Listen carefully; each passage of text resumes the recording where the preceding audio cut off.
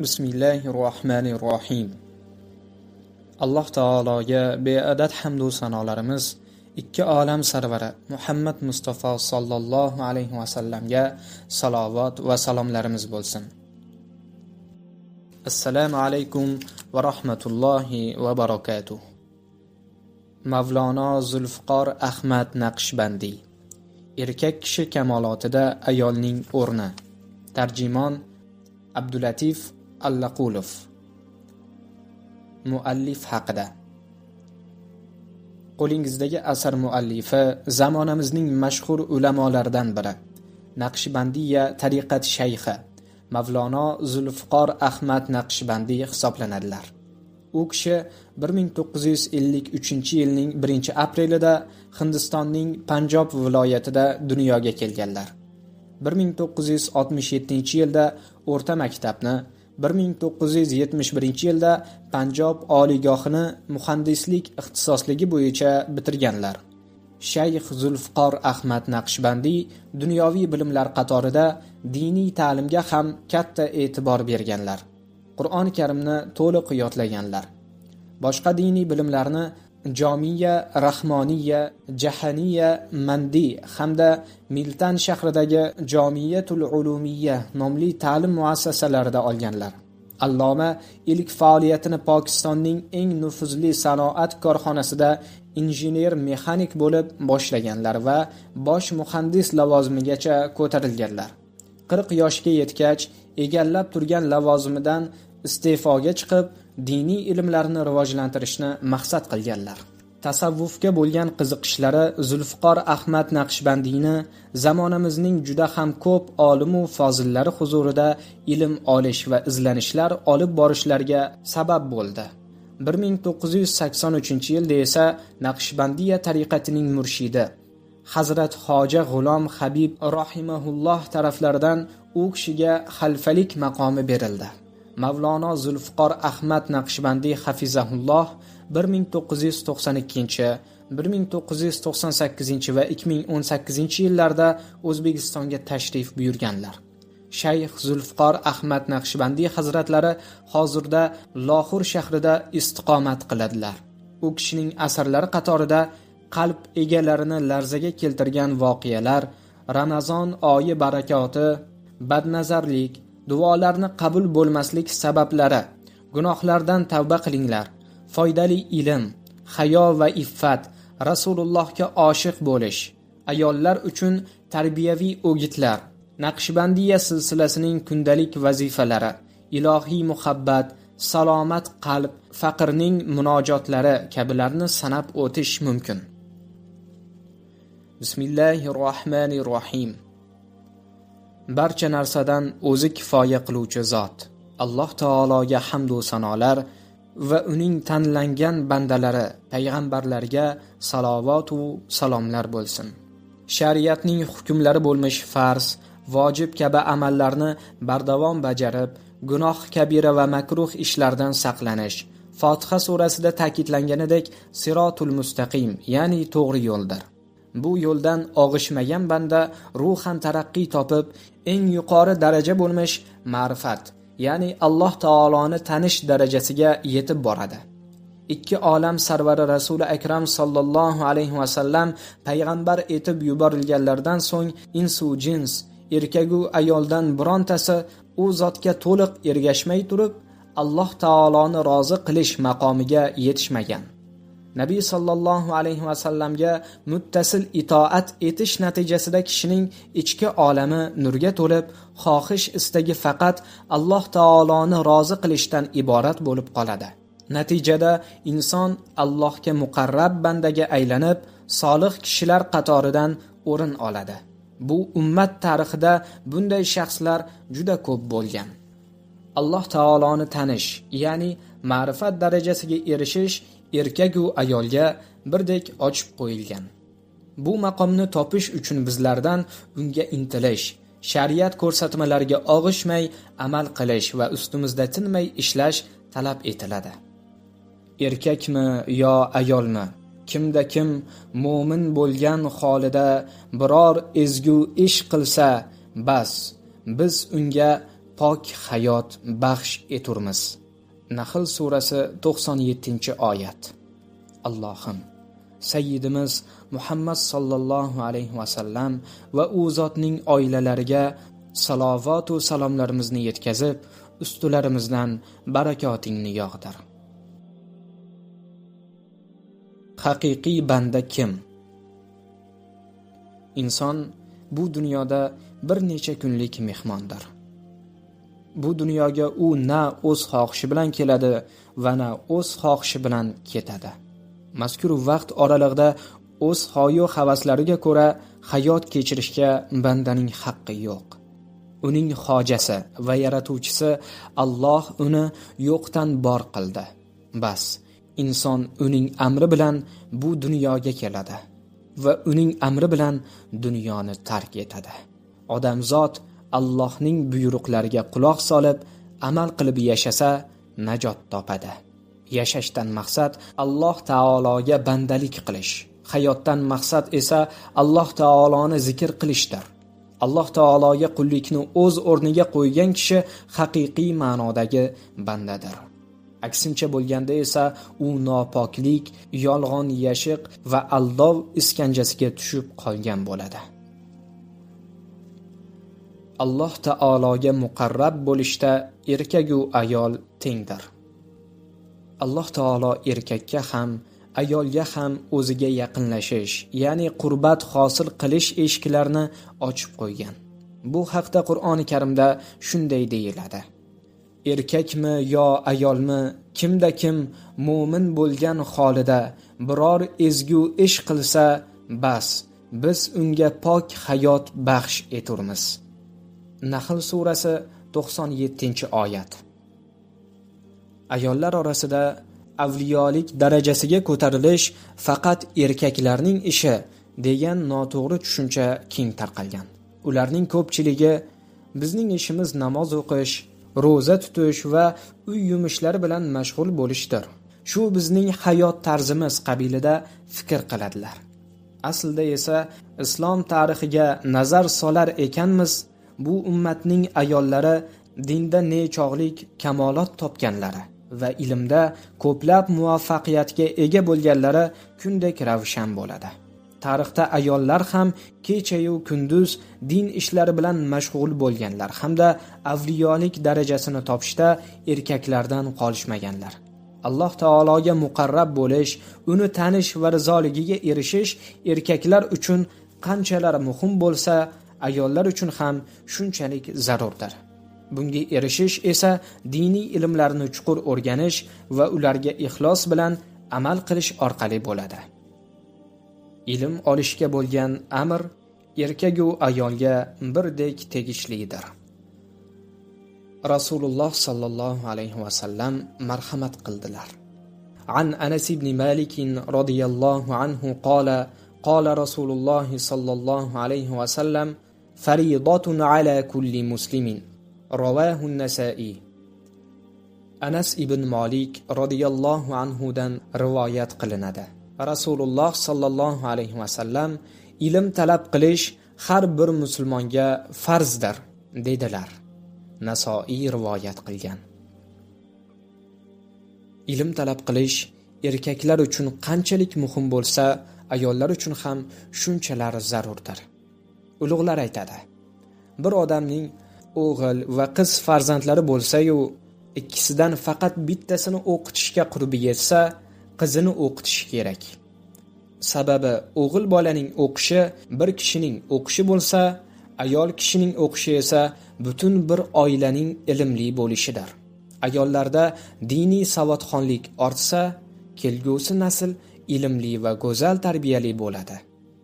Diqqat bilan nazar solsangiz, albatta bu ummatning har bir yetuk, kamolot topgan erkagi ortida qaysidir fidoi ayol mehnati bor ekanini ko'rasiz. U ona yoki singil, juft halol yoki qiz farzand qiyofasida namoyon bo'ladi. Buyuk shaxslar ortidagi ayol mehnati. Har bir yetuk shaxs ortida ayol mehnati yotadi. U ona, singil, ayol yoki qiz farzand bo'lishi mumkin. Quyida bunga bir nechta misollarni keltiramiz. Birinchi, Nabiy sallallohu alayhi va sallam Alloh taoloning mahbubi, payg'ambarlar sayyidi va farishtalarning imomidirlar. Alloh taolo payg'ambarimiz Muhammad sallallohu alayhi va sallamga mana shunday maqomlarni bergan. Shunday bo'lsa-da, ilk vahiy nozil bo'lganida u zot qattiq bezovtalanib, uylariga kelib, ayollari Xadicha onamizga "Meni o'rab qo'yinglar, meni o'rab qo'yinglar" dedilar. Chunki o'shanda Rasululloh sallallohu alayhi va sallam Jabroil alayhissalomni birinchi bor ko'rishlari edi. O'sha onda Nabiy sallallohu alayhi va sallamning qalblarida kuchli qo'rquv, xavotir paydo bo'ldi. Hadisda bu voqea shunday bayon qilinadi. Mo'minlarning onasi Oysha radhiyallohu anhodan rivoyat qilinadi. Rasululloh sallallohu alayhi va sallamga boshlangan ilk vahiy uyqudagi solih tushdir. U zot biror tush ko'rsalar tong yorug'idek aniq o'ngidan kelmay qolmas edi. So'ngra u zotga xoli qolish mahbub qilindi. Hiro g'orida qolib, ahillarning oldiga tushishdan oldin u yerda bir necha kecha tahannus, ya'ni ibodat qilar edilar. Buning uchun ozuqa g'amlab olardilar. So'ngra Xadichaning oldiga qaytib, yana o'shanchaga ozuqa g'amlab olardilar. Nihoyat Hiro g'orida ekanliklarida u zotga haq keldi. Farishta kelib, "O'qi" dedi. "Men o'qiguvchi emasman" dedilar. U zot aytadilar: "Shunda meni tutdi va qisib, qiynab ham qo'ydi. Keyin qo'yib yuborib, o'qi" dedi. "Men o'qiguvchi emasman" dedim. So'ng meni ikkinchi marta tutdi va qisib, qiynab ham qo'ydi. Keyin qo'yib yuborib, o'qi dedi. "Men o'qiguvchi emasman" dedim. So'ng meni uchinchi marta tutdi va qisdi. Keyin qo'yib yuborib, "Yaratgan Robbing nomi bilan o'qi. U insonni alaqadan yaratdi. O'qi, Robbing eng karamlidir" dedi. So'ng Rasululloh sallallohu alayhi va sallam qalblari larzaga tushgan holda ular oyatlar bilan qaytib Hadicha binti Huvaylid radhiyallohu anhoning oldilariga kirdilar va "Meni o'rab qo'yinglar, meni o'rab qo'yinglar" dedilar. U zotni qo'rqinchlari ketguncha o'rab qo'yishdi. Keyin u zot Hadichaga xabar berib, "O'zimdan xavotirlanib qoldim" dedilar. Shunda Hadicha, "Yo'q, Allohga qasamki, Alloh sizni aslo sharmanda qilmaydi. Chunki siz siylay rahm qilasiz, og'irni yengil qilasiz, yo'qsillarni qo'llaysiz, mehmonga mehmon navozlik ko'rsatasiz, haq yo'lida boshga tushgan kulfatlarda yordam berasiz" dedi.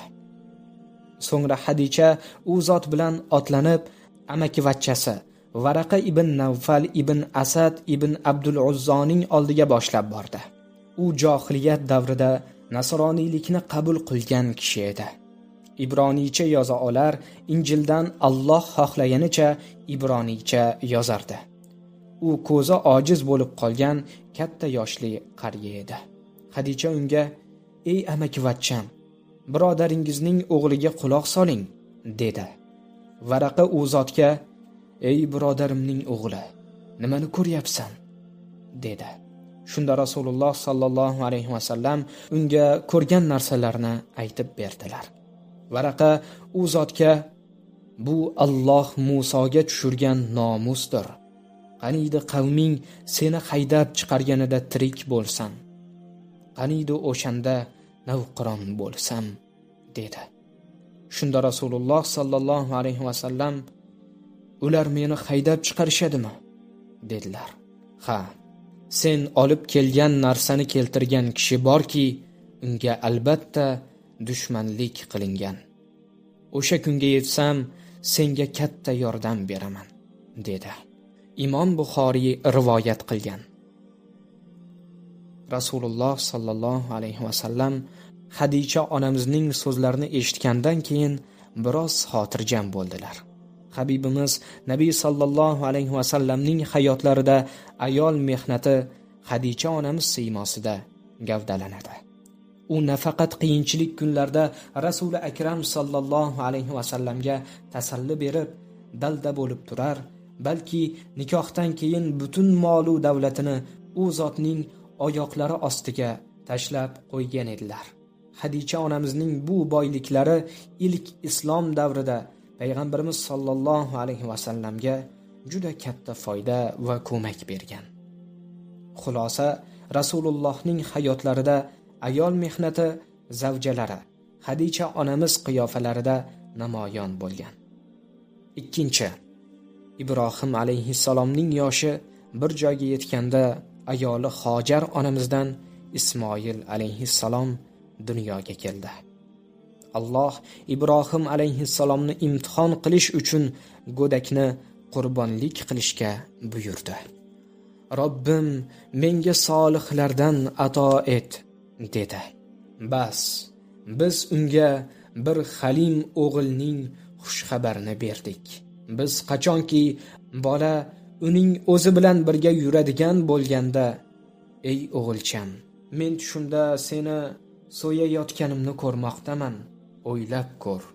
Nima deysan? Soffat surasi 100-102 oyatlar. Ibrohim alayhissalom farzandiga Alloh taolo tomonidan qilingan amrni yetkazib, ey o'g'ilcham, men tushimda seni so'yayotganimni ko'rmoqdaman. Boqib ko'r. Nima deysan? dedilar. Shunda Ismoil alayhissalom, ey otajon, senga amr etilganini bajar. Inshaalloh meni sabr qilguvchilardan topursan, dedilar. Ibrohim alayhissalomning Alloh taolo amriga so'zsiz itoat etishlari bu boshqa narsa. Chunki u zot payg'ambar va hatto payg'ambarlarning ulug'laridan bo'lganlar. Ammo norasida Ismoil alayhissalomdan mazkur so'zlarning chiqishi hayratlanarli ishdir. Holbuki go'dak bo'lishiga qaramay Ismoil alayhissalom Allohning amriga bo'ysunib qurbonlik qilinishiga rozi bo'lishlari bu yoshdagi bolalarning tafakkuriga sig'adigan gap emas edi. Yuqoridagi oyatlar sharhida mufassirlar Ismoil alayhissalomning Allohga itoatkor bo'lib tarbiyalanishlariда Hojar onamizning katta hissasi bor deb aytganlar. Eslang, Alloh Ibrohim alayhissalomga ayoli Hojar onamizning chaqalog'i bilan kimsasiz sahroda, ya'ni hozirgi Makka-i Mukarrama o'rnida qoldirishga amr qildi. Kimsasiz sahroga tashlab ketilayotganlarida Ibrohim alayhissalomdan Hojar onamiz, buni bizga jahl ustida qilyapsizmi yoki Alloh taoloning amriga binoanmi deb so'radilar. Ibrohim alayhissalom, Alloh taoloning buyrug'iga binoan dedilar. Shunda Hojar onamiz hech qanday ikkilanishsiz, sizni bu ishga buyurgan zot Alloh taolo biz bilan ekan, aslo zoyi ketmaymiz dedilar.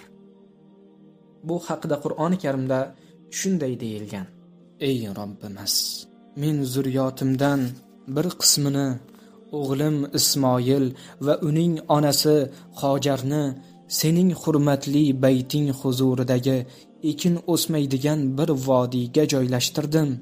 Ey Robbimiz, ular namozni mukammal ado etsinlar deb shunday qildim. Bas, sen o'zing odamlarning dillarini ularga moyil qilib qo'ygin va ularni barcha mevalardan oziqlantirgin. Shoyat shunda shukr qilsalar. Ibrohim surasi 37-oyat. Ana shunday e'tiqoddagi ayoldan tug'ilib, uni emib katta bo'lgan boladan, ey otajon, menga amr etilganni bajar. Inshaalloh meni sabr qilguvchilardan topursan degan gap chiqishini tabiiy hol sifatida qabul qilish lozim. Zero har bir yetuk shaxs ortida ayol mehnati yo ona, yo qizi, yo singil suratida namoyon bo'ladi. 3. Abu Bakr Siddiq radhiyallohu anhu Rasuli akram sallallohu alayhi vasallamning g'ordagi sheriklari, safardagi hamrohlari bo'lganlar.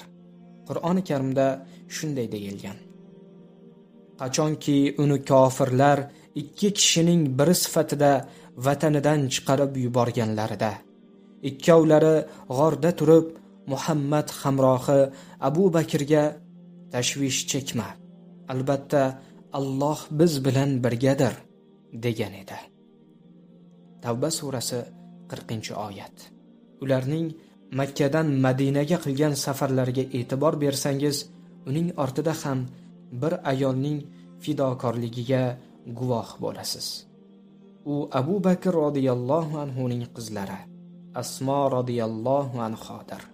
Al-Bidoya va Nihoya asarida kelishicha, Muhammad sallallohu alayhi va sallam Abu Bakr Siddiq radhiyallohu anhuning uylariga tashrif buyurib, u bilan yolg'iz suhbatlashishlari lozim ekanini aytadilar. Shunda Abu Bakr radhiyallohu anhu: "Ey Allohning mahbubi, uyda ayolim va ikki qizimdan boshqa hech kim yo'q" dedilar. Nabiy sallallohu alayhi va sallam xotirjam bo'lib, hijrat qilishga ruxsat bo'ldi dedilar. Abu Bakr Siddiq radhiyallohu anhuning katta qizlari Asmo radhiyallohu anha shu zahoti yopinchiqlarini ikki bo'lakka bo'lib, birini boshlariga tashladilar. Ikkinchi bo'lagi bilan esa Nabiy sallallohu alayhi va sallamning narsalarini tugib, ularni kuzatib qo'ydilar.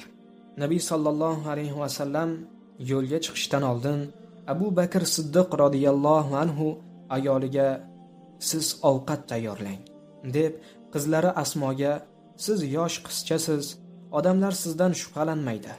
Oyingiz tayyorlagan ovqatni Savr g'origa yetkazib berasiz" dedilar. Asmo radhiyallohu anha qiladigan ishlarini yaxshilab tushunib, endi Nabiy sallallohu alayhi va sallam va otalarini kuzatgan ham edilarki, bobolari Abu Kuhofa kelib: "O'g'lim Abu Bakr qani?" deb so'radi. Bolalar: "Ular hozirgina chiqib ketdilar" deb javob berdilar.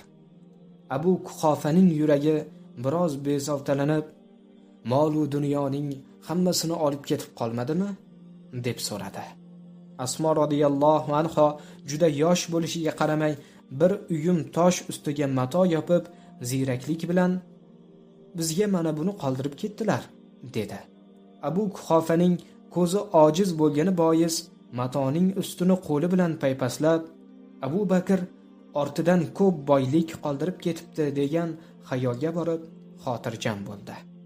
Asmo radhiyallohu anha ta'kidlashicha, Abu Bakr Siddiq radhiyallohu anhu o'zi bilan 5000 dirhamni olib, ahliga Alloh bilan rasulining ismini qoldirgan edi. Asmo radhiyallohu anha har kuni Savr g'origa ovqat yetkazib turdi. Ikkinchi kuni Nabiy sallallohu alayhi va sallamning oldilariga ovqat olib borganida uning yuzi jarohatlangan va g'amgin edi. U zot: "Asmo, nima bo'ldi? Nega g'amgin ko'rinasan? Yuzingga nima bo'ldi?" dedilar. Asmo radhiyallohu anhoning ko'zlariga yosh keldi. Nabiy sallallohu alayhi va sallam: "Nega yig'layapsan?" dedilar. U: "Ey Allohning suyuklisi, kecha sizlarga ovqat tashlab uyga ketayotganimda yo'lda Abu Jahlni uchratib qoldim. U sochlarimdan mahkam tutib, tortib, 'Asmo, sen otang va payg'ambaring qayerdaligini bilasan. Ularni qayerdaligini ayt" dedi. Ey Allohning suyuklisi, unga "Ha, ularning qayerdaligini bilaman" deb to'g'risini aytdim. Shunda u: "Ular qayerda?" deb so'radi. Unga: "Ularning qayerdaligini aslo aytmayman" deb javob berdim. Abu Jahl: "Shunday ekan, seni qattiq kaltaklab qiynayman" deb do'q-po'pisa qildi. Ey Allohning rasuli, unga "Qo'lingdan kelganini qil, senga hech narsa aytmayman" dedim. Shunda Abu Jahl menga qattiq tarsak tushirdi va katta toshga urilib, peshonam yorildi. Ko'zlarimga yosh kelib, juda qattiq aziyatlandim. Abu Jahl sochimni tortib, o'rnimdan turg'izib: "Asmo, kaltaklayman" dedi. Unga: "Ey Abu Jahl, jonim senga havola, nima qilsang qil, lekin Muhammad sallallohu alayhi va sallamni aslo senga topshirmayman" dedim. Asmo radhiyallohu anha yosh qizaloq bo'lishiga qaramay, Nabiy sallallohu alayhi vasallamni o'ta yaxshi ko'rar va chin muslima edi. Islom tarixida buyuk iz qoldirgan Abu Bakr radhiyallohu anhuning Qur'onda maqtalishiga sababchi bo'lgan bu safar ortidagi ayol mehnati mehribon qiz siymosida ko'zga tashlanadi. 4. Umar radhiyallohu anhuga Murodul Mustafa, Rasulullohning xohishlari deb ham murojaat qilinar edi. Buning sababi esa quyida keluvchi jumlalar orqali ma'lum bo'ladi. Islomga kirishidan oldin Umar payg'ambar sollallohu alayhi vasallamni qatl qilish maqsadida qilich yalang'ochladilar. Yo'lda bir sahobiy unga ro'baro kelib, "Ha Umar, kitob bilan qayerga ketyapsan?" dedi. U, "Muhammadni o'ldirsam, na nay va na nayning ovozi qoladi", dedi. Sahobiy, "Subhanalloh, sen avval singlingning uyiga bor. Kuyoving Sa'd ibn Zayd bilan singling islomni qabul qilib musulmon bo'ldilar", dedi. Umar qattiq g'azablandi. "Uyimdagilar ruxsatimsiz, xabarim bo'lmay turib islomni qanday qabul qilishlari mumkin?" dedi-da, shu zahoti singlisining uyiga borib eshikni taqillatdi. Umarga ichkaridan nimanidir ovozi eshitildi. Singlisi Fatima eshik oldiga kelib, tirqishdan qarab, akasi Umar kelganini ko'rib, "Umar kelibdi, Umar kelibdi", dedi. Er-xotin Qur'on o'rgatish uchun kelgan sahobiy va Qur'on oyatlari yozilgan sahifalarni tezlik bilan yashirdilar. Eshik ochilib, Umar kirib keldi va kuyoviga, "Musulmon bo'libsizlar deb eshitdim", dedi. Kuyovi, "Islom haq din. Uni qabul qilishimizga hech qanday to'siq yo'q", deb javob berdi. Bu so'zlarni eshitib, o'zini tutib tura olmagan Umar kuyovini do'pposlashga kirishdi. Fatima erini kaltakdan saqlash uchun o'rtaga tushdi. G'azabiga erk bergan Umar singlisining yuziga ham tarsak tushirdi. Fatima kaltak zarbidan yerga yiqilib, ko'ziga yosh keldi va sekin o'ziga kelib, "Ey Umar, sen sutini emgan onaning sutini men ham emganman. Tanamdan jonimni chiqarishing mumkin, lekin qalbimdagi iymonni chiqara olmaysan." Bu gaplar Umarning qalbiga qattiq ta'sir qilib, qalbi yumshab, "Fatima, menga aytchi, hozirgina sizlar nima o'qiyotgan edingiz?" dedi. Fatima, "Sizning jismingiz nopok. Bu pok so'zlarni eshitish uchun g'usl qilib olishingiz kerak", dedi. Umar g'usl qilib, Alloh taoloning quyidagi oyatlarini tingladi. "Albatta, men o'zim Allohdirman. Mendan o'zga iloh yo'q. Bas, menga ibodat qil va meni zikr etish uchun namozni to'kis ado et." Toha surasi 14-oyat. Umar oyatni tinglab, "Meni ham islomga kirgizinglar, musulmon bo'lay", dedi. Shu payt yashirinib olgan sahobiy tashqariga chiqib, "Ey Umar, muborak bo'lsin. Bir necha kundan buyon Nabiy sallallohu alayhi vasallam, Allohim, islomni Umar ibn Xattob yoki Abu Jahl ibn Hishom bilan aziz qilgin", deb duo qilayotgan edilar. Nabiy sallallohu alayhi vasallamning duolari sen haqingda ijobat bo'libdi. Muborak bo'lsin. Kel, birga Rasululloh sallallohu alayhi vasallamning huzurlariga boramiz, dedi.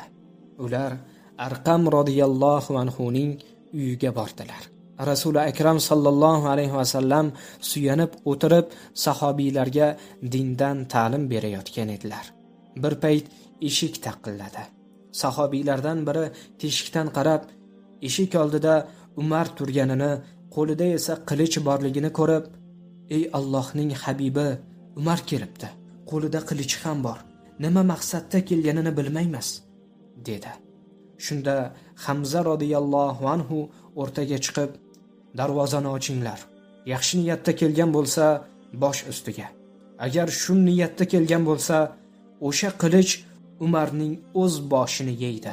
U bilan qanday gaplashishimni ko'rib qo'yinglar, dedi. Darvoza ochilib, Umar butunlay o'zgargan holda kirib keldi. U Rasulullohni qatl qilish niyatida kelgan edi-yu, lekin avvalroq o'zini o'zi qatl qilib bo'lgan va Rasulullohning xodimiga aylangan edi. Umar odob bilan Rasululloh qarshilariga o'tirib, "Bu yerga sizga ummat bo'lish uchun keldim", deb Umar radhiyallohu anhu ga aylandilar. Payg'ambarimiz baland ovozda takbir aytdilar. Shuni eshitgan sahobalar ham Allohu akbar deya hamma yoqqa jar soldilar. Bu islom tarixida baland ovozda aytilgan ilk takbir bo'ldi. Umar radhiyallohu anhu 40-chi bo'lib islomni qabul qildilar. Suhbat biroz davom etgach, namoz vaqti kirib, sahobiylar namoz o'qishga shaylandilar. Shunda Umar radhiyallohu anhu: "Ey Allohning rasuli, namozni shu yerda o'qiymizmi?" "Yo'q, Umar musulmon bo'ldi. Kelinglar, Ka'baga borib namoz o'qiymiz", dedilar. Musulmonlar Ka'ba qarshisiga keldilar va Umar radhiyallohu anhu: "Ey Qurayshliklar, har biringizni oilangiz bor. Kim ayolini, beva va bolalarni yetim qolishini istasa, Umarga qarshi chiqsin. Biz bu yerda Alloh taologa ibodat qilamiz", dedilar. Subhanalloh. Alloh taolo mana shu yigit vositasida islomga azizlik berdi. Bu yigitga islomni qabul qilish esa singlisi Fatima sababli nasib qildi. Qarang, bu erkakning kamoloti orqasidagi ayol mehnati singil qiyofasida namoyon bo'lmoqda. Islom tarixida bunga o'xshash misollar juda bisyordir.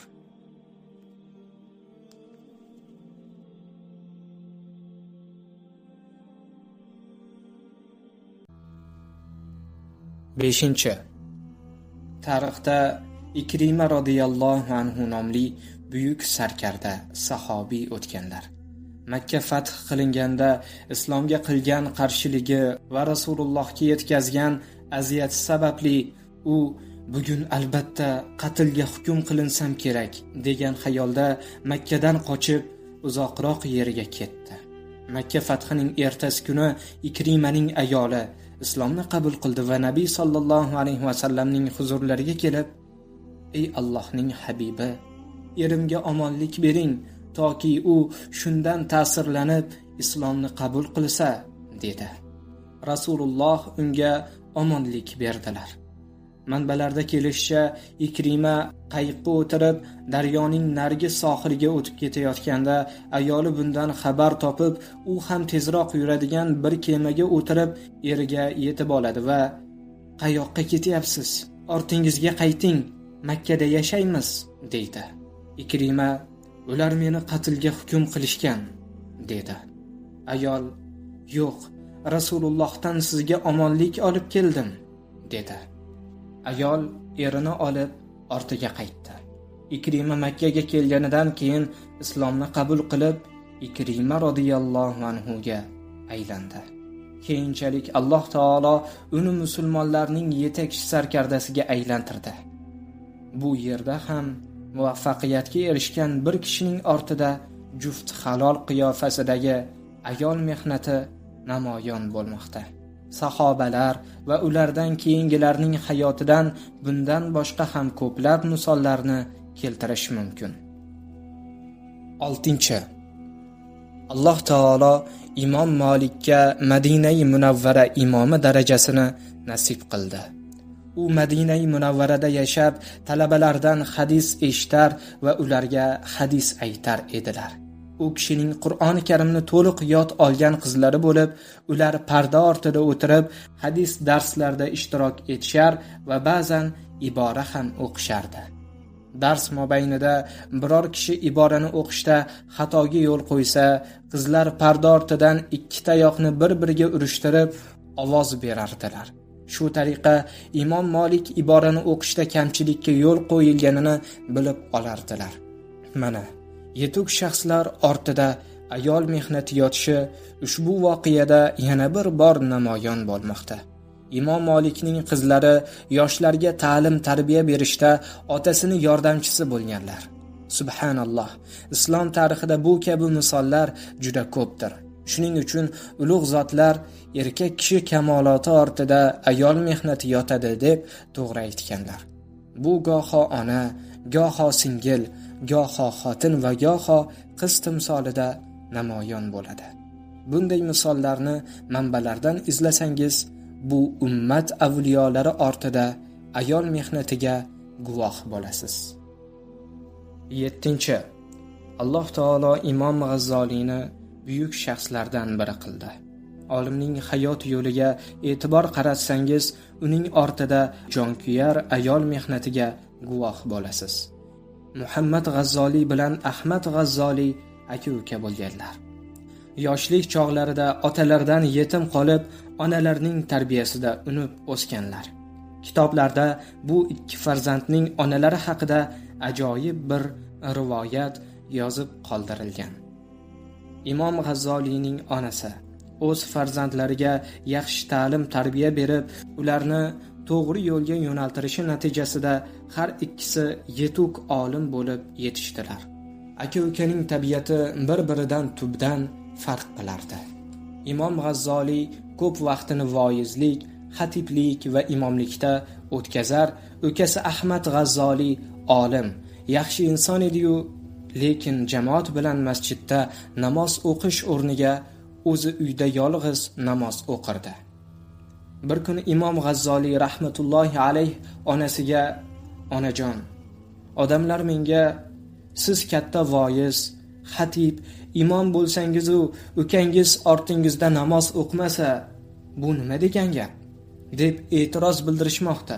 "Onajon, siz ukamga ayting, jamoatga qo'shilib ortimda namoz o'qisin", dedilar. Ona kichik o'g'li Ahmad G'azzoliyni huzuriga chaqirib pand nasihat qildi va u namoz vaqti kirishi bilan akasi imomlik qiladigan masjidga chiqib iqtido qildi. Lekin birinchi rakat tugab ikkinchi rakatga o'tilganda Ahmad G'azzoliy namozini buzib jamoatdan ajraldi. Imom G'azzoliy namozdan so'ng o'ta tushkunlikka tushib, uyiga g'amgin holda kirib keldi. Ona o'g'lidan: "O'g'lim, senga nima bo'ldi? Juda parishon xotir ko'rinasan", dedi. Imom G'azzoliy: "Onajon, ukam masjidga borgandan ko'ra bormaganda yaxshi bo'larkan. U bir rakat o'qigandan keyin ikkinchi rakatda jamoatdan ayrilib, yolg'iz o'zi namoz o'qidi", dedi. Ona kichik o'g'lini oldiga chaqirib: "O'g'lim, nega bunday qildingiz?" deb so'radi. Ahmad G'azzoliy: "Akamga iqtido qilib namoz o'qiyotgan edim. U birinchi rakatni butun diqqat e'tiborini Alloh taologa yuzlantirib namozni yaxshi ado qildi. Lekin ikkinchi rakatga o'tganda uni xayoli chalg'ib, e'tibori boshqa tarafga yo'naldi. Shuning uchun namozni buzib jamoatdan ayrildim", dedi. Ona Imom G'azzoliydan: "Nima gap?" deb so'radi. "Onajon, ukam juda to'g'ri aytdi. Namozdan oldin bir fiqhiy kitobni o'qib, nifosning nozik masalasiga sho'ng'ib ketgandim. Namozga kirishganimdan keyin birinchi rakatni to'liq Allohga yuzlanib ado qildim. Ikkinchi rakatda o'sha masala fikrimga kelib, biroz zehnimni band qilib qo'ydi. Shu bois mendan mazkur kamchilik o'tdi", dedi. Ona chuqur xo'rsinib: "Afsus, ikkingiz ham korimga yaramas ekansizlar", dedi. Bu gapni eshitgan aka-uka g'amga botib qoldilar. Shunda Imom G'azzoliy: "Xato mendan o'tdi. Bunday qilmasligim kerak edi. Onajon, meni kechiring", dedi. Ukalari esa: "Bu narsa menga ilohiy kashf bo'lgani uchun namozimni buzdim. Endi men qanday qilib sizning koringizga yaramayman?" dedi. Ona: "Sizlardan biringiz ulkan ibodat bo'lmish namozda turib nifos masalasini o'ylasa, ikkinchingiz akasiga iqtido qilib uning qalbini kuzatib tursa, qanday qilib siz ikkingiz oxiratda korimga yarashingiz mumkin?" Bilib qo'ying, ikkingiz ham namozni qalban Allohga yuzlanib o'qimabsiz, dedi.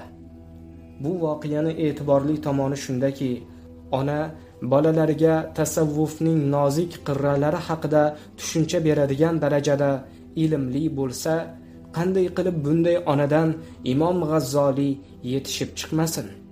Albatta, bunday onalardan yetuk farzandlar dunyoga keladi. Bu o'rinda ham yetuk shaxs ortida ayol mehnati ona siymosida ko'zga tashlanadi. 8. Abdul Qodir Jiloniy rahmatullohi alayh bolalik chog'larida ilm olish niyatida safarga otlandilar. Onalari uning kiyimiga bir necha tanga tiqib, "O'g'lim, aslo yolg'on so'zlama", deb nasihat qildi. Yo'lda karvonni qaroqchilar to'sib, ulardan biri Abdul Qodir Jiloniydan "Yoningda mablag'ing bormi?" deb so'radi. Abdul Qodir Jiloniy hamma narsani ro'yi rost gapirib berdi. Qaroqchilar sardori bo'lgan voqea haqida xabardor qilinganda, u bolani huzuriga chaqirib, "Nega yolg'on gapirmading? Molingni ham, joningni ham asrab qolishni o'ylamabsan?" dedi. Yosh Abdul Qodir, "Onam safar oldidan" deb ta'kidlagan edilar. "Onamga to'g'ri so'zlashga va'da bergandim. Men o'z so'zimda turaman va bu yo'lda jonimni ham ayamayman", dedi. Bu gap qaroqchilar boshlig'ining qalbiga yashin kabi ta'sir qildi. U kalimai shahodat orqali Alloh taologa bergan va'dasini eslab, bolaning holati bilan o'zini solishtirdi va bir bola onasiga bergan va'dasiga sodiq turadi-yu, nega biz Alloh taologa bergan va'damizda vafo qilmaymiz, deb Alloh taologa tavba qilib tuzalish yo'liga o'tdi. Shundan so'ng u faqat yaxshilik qila boshladi. Vaqt soati kelib, o'sha to'g'ri so'z bola Abdul Qodir Jiloniy rahimahullohga aylandi. Tafakkur qilib ko'ringa, bir yetuk shaxsning kamolotga yetishida ayol mehnati qay darajada zarur.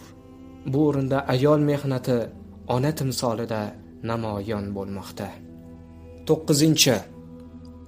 Boyazid Bistomiy tarixda o'tgan eng buyuk valilardan bo'lib, u kishi borasida Junayd Bag'dodiy Alloh taolo Jabroil alayhissalomga farishtalar ichida o'ziga xos obro' e'tibor bergani kabi, Boyazid Bistomiyga ham avliyolar orasida shunday martaba ato qilgan, degan. Junayd Bag'dodiy o'z so'zida davom etib, Boyazid Bistomiy haqidagi quyidagi voqeani so'zlab bergan. Boyazid Bistomiy rahmatullohi alayh yoshligida yetim qolib, onasining qo'lida tarbiya topdi. Madrasa yoshiga yetganda onalari bir ustozning qo'liga topshirib, "Ustoz, bolani o'z nazoratingizga oling. U uyga ko'p borishni odat qilmasin. Zero uyga borsa fikri chalg'ib, ilmdan mahrum bo'lib qolishi mumkin", dedi. Bir kuni bola onasini juda ko'rgisi kelib, "Ustoz, uyga borib kelishimga ruxsat bering", dedi. Ustoz odatdagi topshiriqlardan biroz ko'proq vazifa berib, "Shuni yodlab topshirsang, keyin uyingga borib kelishing mumkin", dedi. Boyazid Bistomiy zehni juda o'tkir bo'lganligi sababli berilgan topshiriqni tezlik bilan yodlab, ustoziga topshirdi va uyiga bordi. Darvozani taqillatganda onalari tahorat olayotgan edi. Eshikni taqillashidan o'g'li kelganini sezgan ona darvoza oldiga kelib, "Eshikni taqillatayotgan kim?" dedi. Bola "Boyazid Bistomiy", deb javob berdi. Ona "Mening ham Boyazid degan o'g'lim bor. Uni Alloh yo'lida vaqf qilib madrasaga tashlab keldim. Siz qaysi Boyazid Bistomiysiz?" dedi. Onalarning bu so'zini mening eshigimni taqillatishini o'rniga madrasaga borib, Alloh taoloni eshigini taqillatgin. Alloh taolo bilan bog'lanishni barcha narsadan ustun deb bilgin, deb tushungan Boyazid Bistomiy madrasaga qaytdilar va ilmlarga amal qiladigan olim bo'lganlaridan so'ng u yerdan chiqdilar. Natijada Alloh taolo u kishini mashhur Boyazid Bistomiyga aylantirdi. Bu insonning yetuk shaxs bo'lib yetishishiga nazar solsangiz, uning ortidagi ayol mehnati ona siymosida namoyon bo'lganiga amin bo'lasiz. 10. Alloh taolo Tushlar ta'biri kitobining muallifi Ibn Sirin rahmatullohi alayhga ulkan martabalar ato qilgan. Bugun ham har bir olim huzurida Ibn Sirin rahmatullohi alayhining asarlari mavjuddir. Ibn Sirin rahmatullohi alayhining Hafsa ismli singlisi bo'lib, u haqida tarixiy manbalarda shunday deyiladi. Hafsa o'zi yashaydigan uyning bir burchagini o'zi uchun masjid tutib, faqat tahorat va boshqa shu kabi ishlar uchun tashqariga chiqar, qolgan paytda esa ayollar va bolalarga ta'lim tarbiya berardi. Muhammad ibn Sirin Qur'oni Karimning qaysidir so'zini talaffuz qilishga qiynalsa, singillari Hafsaning oldiga bir bola yuborib, unga Hafsa buni qanday talaffuz qilsa, shunday menga yetkazgin deb tayinlar edi. Ba'zi tobiinlar ibodat va ilmda u ayolga teng keladigan obid va olimani ko'rmaganmiz deyishgan. Ba'zi kitoblarda Ibn Sirinning singillari Hafsani fazilatda Hasan Basriga tenglashtirganlar. Ba'zilar Hafsani ilmu taqvoda Said ibn Musayyibdan ustun deb bilganlar. Uning xizmatchisidan u haqida nima deysan deb so'ralganda, u Qur'oni Karimni yaxshi tilovat qiladi, har doim ibodat bilan mashg'ul, har ishni shariatga muvofiq qiladi. Lekin men bir narsadan hayron qolaman. U qanday gunoh qilgan ekanki, xuftondan keyin nafl namoziga kirishib yig'lay boshlaydi. To bomdod namozigacha tik holda yig'ida davom etadi, dedi. Bechora cho'ri bekam katta gunohlari sababli kechalarni yig'lab o'tkazmoqda deb tushungan ekan. Siz kechalarni qanday o'tkazishni va dinga qanday xizmat qilish kerakligini mana shu ayoldan o'rganing. Zero har bir yetuk shaxs ortidagi ayol mehnati goho ona, goho juft halol, goho singil va goho qiz siymosida ko'zga tashlanadi. 11. Muinuddin Ajrimi rahimahulloh Bengaliyaga tashrif buyurganlarida yo'l davomida bir necha odamlar u kishining huzurida islomni qabul qilib tavba qildilar. Shu sababli u kishi uylariga mamnun holda qaytdilar. Buni ko'rgan onalari, "O'g'lim, nimadan bunchalik xursandsiz?" dedi. Ajrimi rahmatullohi alayh, "Ona, safarim davomida 700 ming kishi qo'limda musulmon bo'ldi va yana 70 ming kishi qilgan ishlaridan tavba qildilar. Shu bois bugun juda mamnunman", dedi. Ona, "O'g'lim, bu sizning kamolotingiz emas, balki bu mening mehnatim samarasidir", dedi. O'g'il, "Onajon, qanday qilib?" Ona, "Siz tug'ilgandan boshlab biror marta ham sizni tahoratsiz emizgan emasman. Shuning barakotidan bugun yuzlab kishilar sizning qo'lingizda islomni qabul qilib tavba qilyaptilar", dedi. Qarangga, bu yetuk shaxs ortidagi bir ayol mehnati ham ona siymosida namoyon bo'lmoqda. 12. Xoja Qutbiddin Baxtiyor Koki rahmatullohi alayh Hind diyorlarida mashhur avliyo hisoblanadi. Ularning hayotlarida ro'y bergan mashhur bir voqea bor. Qutbiddin Baxtiyor ismiga ulangan Koki lafzi non degan ma'noni anglatadi. Voqea shunday bo'lgan. Bola dunyoga kelib aqlini tanigach, ota-ona o'zaro qanday qilib uni yaxshi inson qilib tarbiyalash mumkin degan mazmunda maslahat qildilar. Ertasi kuni bola maktabga ketganidan so'ng ona bir necha non pishirib javonning ichiga berkitib qo'ydi. Bola maktabdan kelib shosha-pisha, "Ona, qornim ochdi, menga ovqat bering", dedi. Ona, "Bolam, bizga ham rizqni Alloh taolo beradi. U Razzoqdir. U rizqlarni o'z egasiga yetkazuvchidir. U ham Molik, ham Xoliqdir. dedi. Ona Alloh taoloni bolaga tanishtirib, o'g'lim, sizning rizqingizni ham Alloh taolo beradi. Shu bois rizqingizni undan so'rashingiz kerak, dedi. Bola, ona, rizqimni qanday qilib so'rayman, dedi. Ona, joy namozni soling, dedi. Bola joy namozni solib, unga tashahhudda o'tiradigan kabi o'tirdi va kichik ma'sum qo'llarini ko'tardi. Ona, o'g'lim, duo qiling, dedi. Bola, Allohim, maktabimdan qornim ochib keldim, menga yegulik bergin, deb biroz vaqt xokisorlik bilan Yaratgandan o'z hojatini so'radi. So'ngra bola, ona, endi nima qilay, dedi. Ona, o'g'lim, Alloh taolo sizga yuborgan ovqatni qidiring, dedi. Bola uyni u yer bu yerini biroz qidirib, oxiri javonning ichini ochdi va u yerdan o'z nasibasini olib yedi. Shu payt bolaning qalbida bir his paydo bo'ldi va kun bo'yi onasiga Alloh haqida har xil savollar berib yurdi. O'g'lim, Alloh taolo barcha parranda va hayvonlarga ham rizq beradi. Uning xazinasi qanchalar boy ekani hech kimga ma'lum emas. U hargiz tugamaydi, deb ona bolaga Alloh taolo haqida ma'lumot berdi. Bola kundan kunga Alloh taolo haqidagi ma'lumotlarni ko'paytirish harakatida bo'ldi. Alloh taoloning muhabbati bolaning qalbida uning Razzoq, ya'ni rizq beruvchi zot ekanini bilgan kuni paydo bo'lgan edi. Zero inson fitratida ehson qiluvchini suyish hissi solib qo'yilgandir. Bola har kuni uyqudan oldin onasidan Alloh haqida gapirib berishini so'rar. Ona bolasida kundan kunga Alloh taologa nisbatan kurtak otayotgan muhabbatni ko'rib xursand bo'lardi. Kunlarning birida ona yaqinlarini ziyorat qilish maqsadida qarindoshlarnikiga bordi va bir sabab bilan u yerda bolasining maktabdan qaytish vaqtini unutib qo'ydi.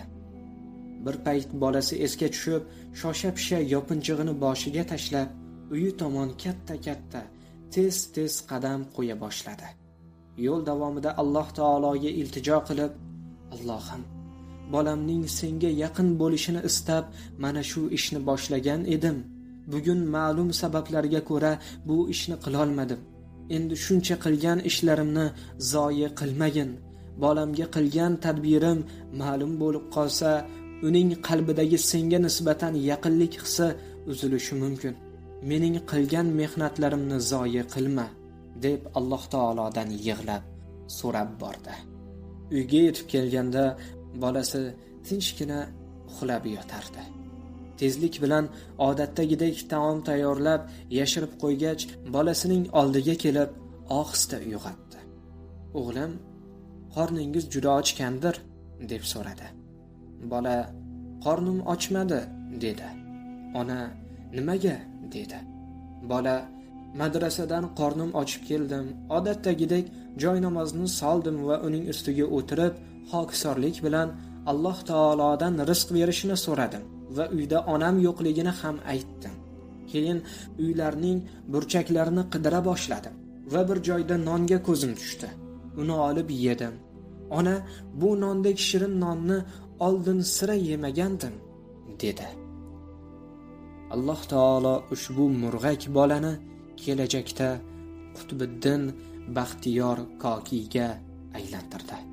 Uning qo'lida yuzlab insonlar murid bo'ldilar. Mana shu yetuk shaxs ortida ham ona mehnati ko'zga tashlanadi. Tarixda bunday misollar bisyor. Ularning guvohi bo'lgan, ular haqida eshitgan, kelajak avlodga so'zlab bergan har qanday inson chuqur o'yga toladi. Qaysidir ma'noda ulardan o'zi uchun xulosa chiqaradi. 13. Ashraf Ali Taxonaviy o'zlarining Xutubot asarlarida quyidagi ma'lumotlarni keltirganlar. Kobul podshohi Do'st Muhammadxonning saltanatiga qarshi bir guruh kishilar bosh ko'tardilar. Podshoh ularni bostirish uchun Shahzoda Akbarxon boshchiligida qo'shin yubordi Bir necha kun o'tgach, shahzoda mag'lubiyatga uchrab, jang maydonidan qochganligi xabari tarqaldi. Buni eshitgan do'st Muhammadxon sarosimaga tushib, ayoli oldiga kirdi va jang maydonidan kelgan xabarni aytib berdi. Buni eshitgan ayol aslo bo'lishi mumkin emas deb ochiqdan ochiq e'tiroz bildirdi. Podshoh jang maydonidan kelgan elchining xabari qanday xato bo'lishi mumkin dedi. Shunda ham ayol o'z so'zida qat'iy turib oldi. Ertasi kuni shahzoda g'alaba qozonib uyga qaytayapti degan xabar keldi. Podshoh ayoliga nimaga asoslanib bunday degan eding deb so'radi. Ayol bu men bilan Alloh taolo o'rtasidagi sir deb javob berdi. Ayolidan sababini aytishni so'rab turib oldi. Ayol men doimo haromdan parhez qilganman. Shahzodaga homilador bo'lganimda ham va undan keyin ham aslo harom luqma iste'mol qilmaganman va shu bilan bir qatorda uni aslo tahoratsiz emizmaganman. Aniq bilar edimki, halol luqma yeb katta bo'lgan bolaning tabiati pokiza va xulqi go'zal bo'ladi. Aksincha, harom luqma yeb katta bo'lgan bolaning tabiati kir va xulqi yomon bo'ladi. Shahzoda haqida mening fikrim vatan himoyasida halok bo'lishi yo g'alaba qozonib qaytishi edi. Maydondan qochib ketish uning xulqiga mos emas, chunki bu qo'rqoqlik va xunuk ishdir deb javob berdi. Qarang, bu voqeada ayol mehnati ona siymosida namoyon bo'lmoqda. Ayollar erkaklardan oldinda. Nabiy sallallohu alayhi va sallamning zavjalari Oysha radhiyallohu anha islom ummati ayollarining olimasi hisoblanadilar. U zot ummat ichida Qur'oni Karimni birinchilardan bo'lib yodlagan ayol sahobiy bo'lganlar. Ma'lumki, bir necha sohalarda ayollardan o'zib ketganlar. Keling, misol tariqasida ulardan ba'zilarini keltirib o'taylik. Nabiy sallallohu alayhi va sallamning payg'ambar bo'lishlariga e'tibor beradigan bo'lsak, u kishiga hammadan oldin ayollari Hadicha radhiyallohu anha hurmat ko'rsatganlari ma'lum bo'ladi. U zot bu borada mazkur ummatning erkak va ayollari ichida peshqadamdirlar. Nabiy sallallohu alayhi va sallamni payg'ambar sifatida tan olgan birinchi inson ham aynan Hadicha radhiyallohu anha bo'lganlar. Ayollar ichida Qur'oni Karimni hifz qilishda Oysha radhiyallohu anhoga teng keladigani bo'lmagan. U kishi ham faqiha, ham olima bo'lganlar.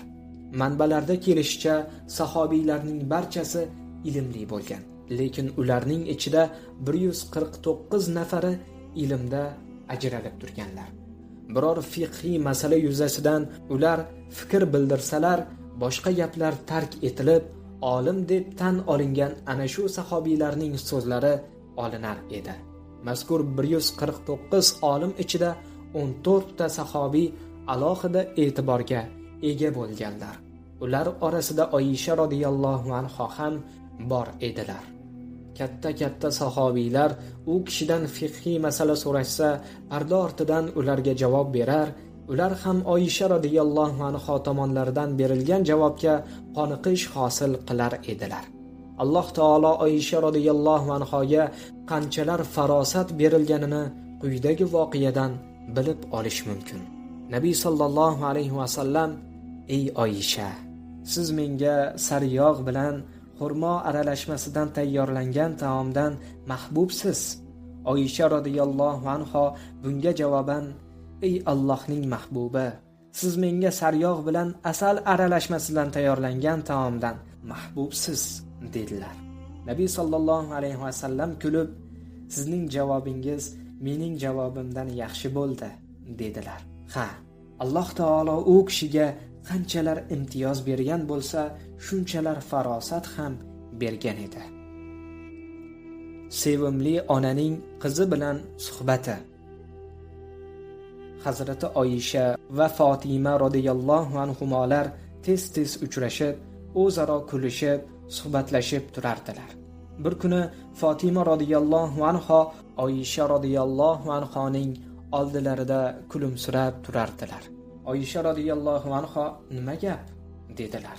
Fatima radhiyallohu anha dilimga bir gap keldi dedilar. Oysha nima gap dedilar.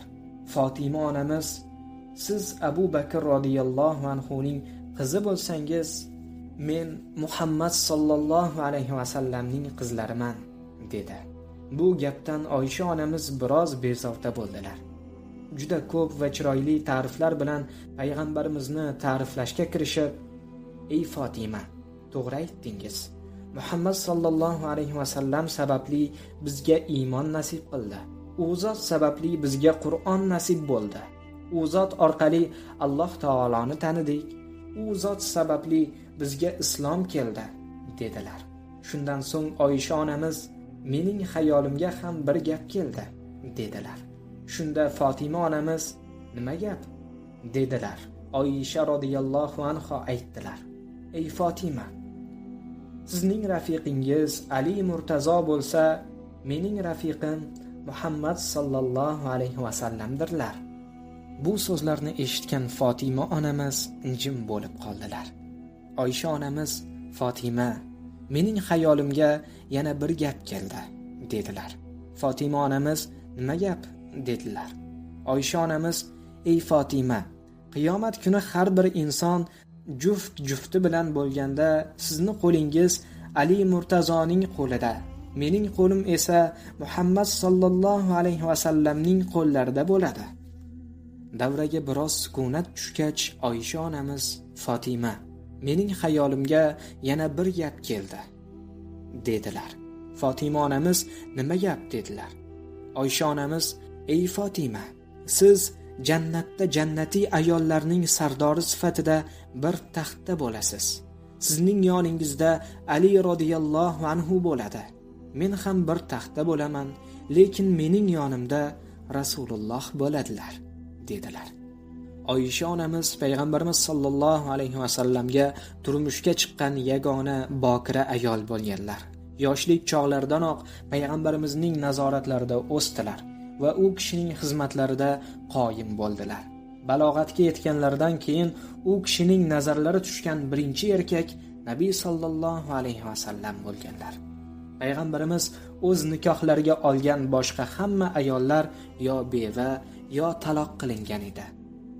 Badr jangi boshlanishidan bir kun oldin Nabiy sallallohu alayhi va sallam kechasi nimanidir qidirib yurardilar. Oysha onamiz ey Allohning habibi, nima izlayapsiz dedilar. Rasululloh islom bayrog'i uchun mato izlayapman dedilar.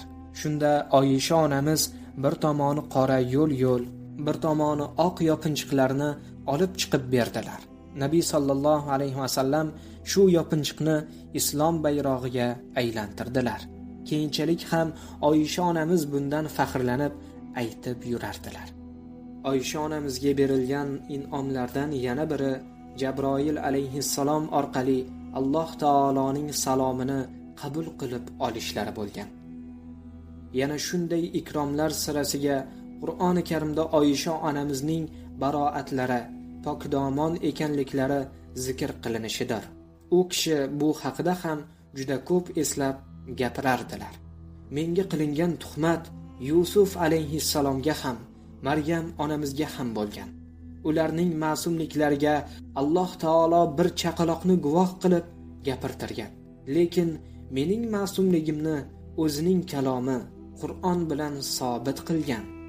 Unda shunday deyiladi: albatta ifkni keltirganlar o'zingizdan bo'lgan bir to'dadir.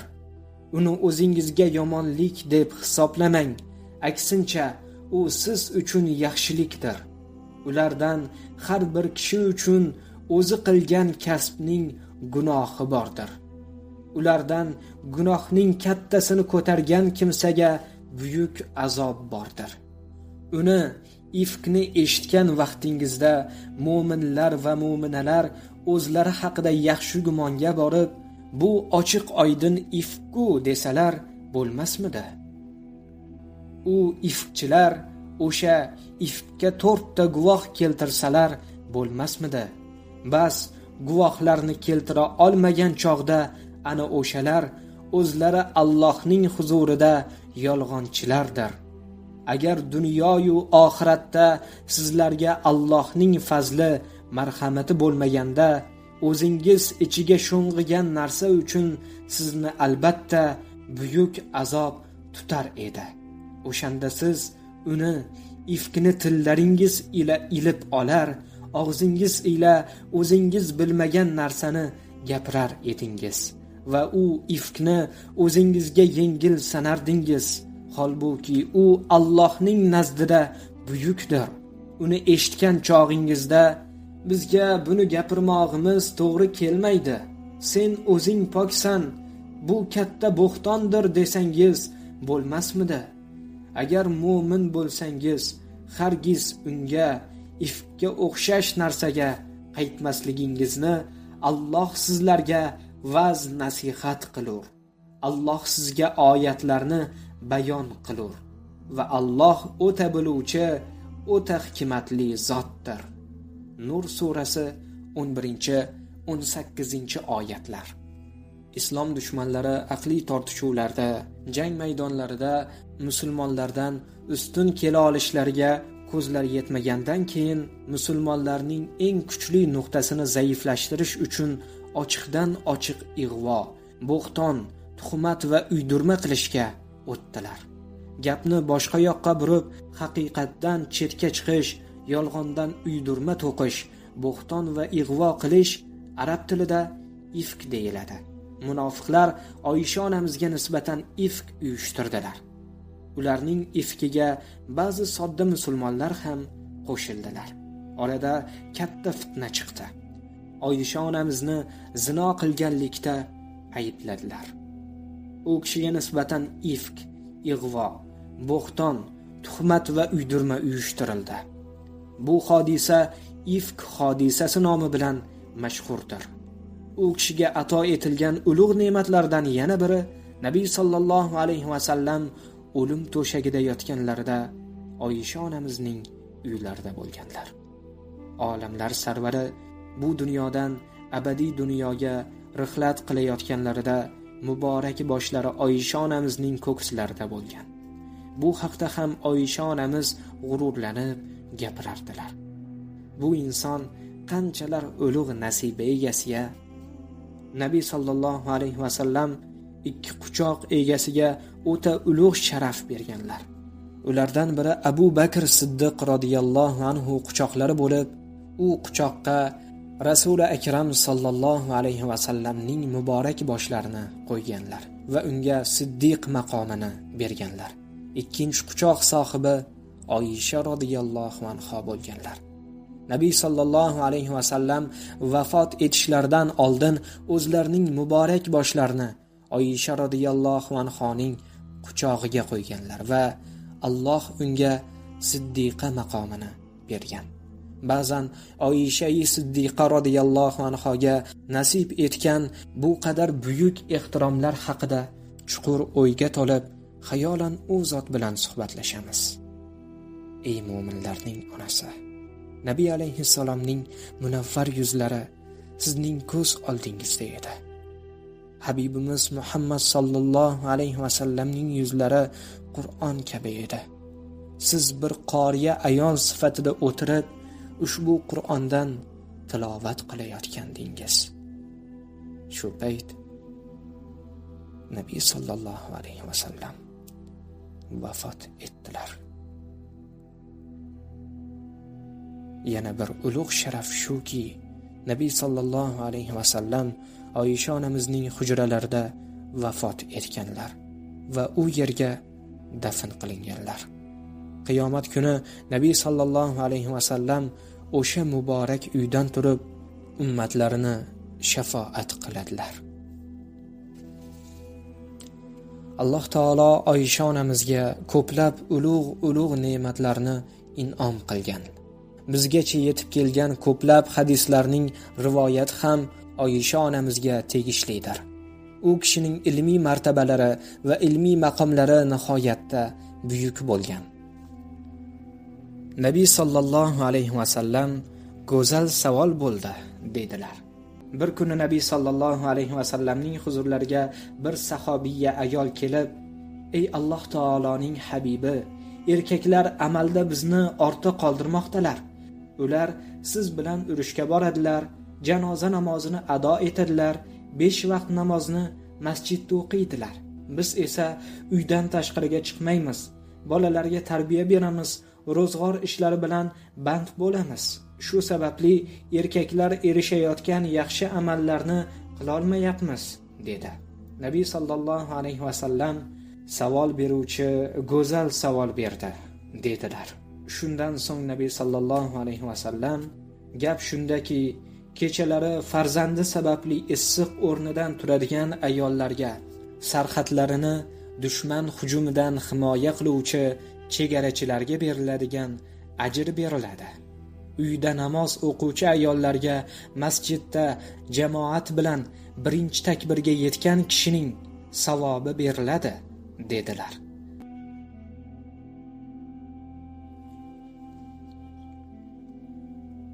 Ayollarning ilm olishga bo'lgan ishtiyoqlari. Bir sahobiya ayol Nabiy sallallohu alayhi va sallamning huzurlariga kelib, "Ey Allohning payg'ambari, erkaklar sizning davrangizda ilm olib, olim bo'lishmoqda. Ayollarga bunday imkoniyat yo'q. Shuning uchun bir kun tayin qilsangiz, biz chaqirig'ingizga labbay deb hozir bo'lamiz" dedi. Nabiy sallallohu alayhi va sallam chorshanba kunini ayollar uchun tayin qildilar. Ayollar shu kunlarda to'planib, Nabiy sallallohu alayhi va sallamdan ilm o'rgana boshladilar. Ularning diniy savodxonligi erkaklardan kam emas edi. Alloh taolo ularga ham erkaklar bilan barobar ravishda ilm ato etdi. Sahobalar davrida ayollarning ilmiy darajasi. Sahobalar davrida ayollarning ilmiy darajalari juda yuqori bo'lgan. Ular oddiy so'zlarni ham ilmiy tarzda so'zlashgan. Bu fikrimizga 2 tarixiy voqeani misol qilib keltirish kifoya qiladi. Umar radhiyallohu anhuning xalifalik davrlarida mahr nihoyatda ortib ketib, kambag'allar kun sayin oila qurishdan umidlarini uzayotgan edilar. Buning oldini olish maqsadida Umar radhiyallohu anhu mahrga aniq bir miqdorni belgilab qo'yishga qaror qilib, xalqni bir joyga to'pladilar. G'arblarni o'ylab minbarga chiqarkanlar Hazrati Umar ijtimoiy holatni tartibga solish maqsadida mahrning miqdorini belgilab qo'yish kerak degan fikrni o'rtaga tashladilar va so'zlarida davom etib, shunda g'arib insonlarning hayotlarini tartibga solgan bo'lamiz dedilar. Fikrlarni bayon qilib bo'lgach minbardan tushdilar.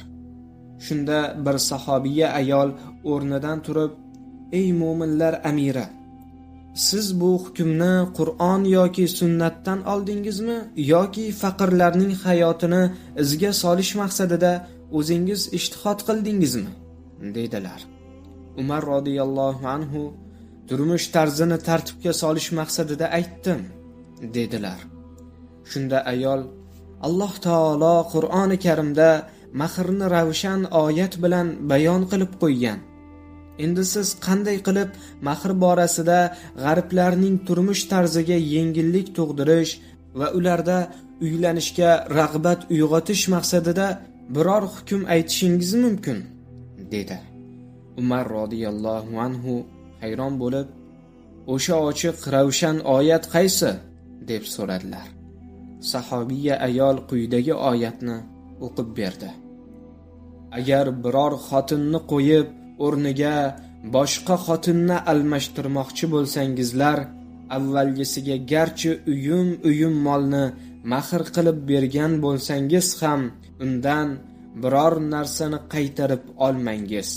Uni bo'xton va ochiq gunoh bilan olasizmi?" Niso surasi 20-oyat. Ayol so'zida davom etib, Alloh taolo ushbu oyatda mahrni tilla va kumush o'lchov birliklarining eng kattasi, qintor bilan zikr qilmoqda. Siz bo'lsangiz mahr uchun arzimagan miqdorni tayin qilmoqchisiz, dedi. Buni eshitgan Umar radhiyallohu anhu ortlariga qaytib minbarga chiqdilar va odamlarga qarata xato qilgan ekan. Bir singil himmat ko'rsatib akasining xatosiga ishora qildi, dedilar. Bundan ko'rinadiki, sahobiy ayollarning ilmiy saviyalari nihoyatda yuqori bo'lib, ular har qanday fikrlarni ilmiy jihatdan asoslab berishga qodir bo'lganlar. Qari kampirning ilmiy tanbehi. Hajjoj ibn Yusuf bilan bir kampir o'rtasida bo'lib o'tgan o'zaro ilmiy suhbat xalq orasida juda keng tarqalgan. Bu voqea manbalarda shunday bayon qilingan. Hajjoj bir kampirning o'g'liga haddan ziyod zulm qildi. Kunlarning birida kampir Hajjojning oldiga kelib, "Ey zolim Hajjoj, bo'ldi, yetar, farzandimga zulm qilishni bas qil. Agar shu tariqa davom etaversang, Alloh taolo avvalgi 15 porada kalla lafzini yo'q qilib tashlaganidek, seni ham yer yuzidan yo'q qilib yuboradi", dedi. Hajjoj hofiz, qori, muqri, barcha qiroatda Qur'onni tilovat qila oladigan edi. U biroz o'ylanib, haqiqatda ham avvalgi 15 pora ichida kalla lafzi yo'q ekan. Agar kalla lafzi bo'lganda edi, seni ham jazolagan bo'lardim, dedi. Bu rivoyatdan anglanish kerak bo'lgan narsa shuki, o'sha paytning ayollari kim bilan suhbatlashmasinlar, o'zlarining ilmiy saviyalarini ham ko'rsatib bera olganlar. Qarang, o'sha davr ayollarining ilmiy saviyalari qanchalar yuqori bo'lgan. Qur'on oyatlari bilan so'zlovchi ayol. Abdulloh ibn Muborakdan quyidagi voqea rivoyat qilinadi. Haj safariga chiqdim. Yo'lda jun ko'ylak kiygan, jun yopinchiq tashlab olgan bir ayolni uchratdim. Unga salom berdim. U salomimga ularga rahimli Parvardigor tomonidan salom aytilur. Yosin surasi 58-oyati bilan javob berdi. Men Alloh sizga rahim qilsin, bu yerda nima qilyapsiz, dedim. Ayol, kimni Alloh adashtirgan bo'lsa, uni to'g'ri yo'lga solib qo'yuvchi odam yo'qdir. A'rof surasi 186-oyat bilan javob berdi. Ayolning bu gapini eshitib, uni yo'lda adashib qolgan yoki karvondan ortda qolgan deb o'yladim. Qayerga borasiz, deb so'radim. U shunday javob berdi. O'z bandasi Muhammad sallallohu alayhi va sallamga mo'jizalarimizdan ko'rsatish uchun tunda Makkadagi Masjidul Haromdan Quddusdagi biz atrofini barakotli qilib qo'ygan Masjidul Aqsoga sayr qildirgan zot tasbih aytishga loyiqdir. Dar haqiqat u eshituvchi va ko'ruvchidir. Isro surasi 1-oyatni aytdi. Ayol mazkur oyatni o'qigandan so'ng Baytullohni tavof qilib Quddusga ketayotganini tushundim-da va unga "Bu yerda qanchadan buyon turibsiz?" deb savol berdim. U to'la 3 kecha kunduz Maryam surasi 10-oyat bilan javob berdi.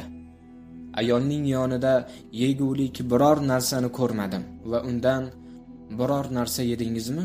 deb so'radim. U savolimga quyidagi oyatni o'qib javob berdi. Va meni taomlantiradigan va sug'oradigan ham uning o'zi. Shuara surasi 79-oyatni aytdi.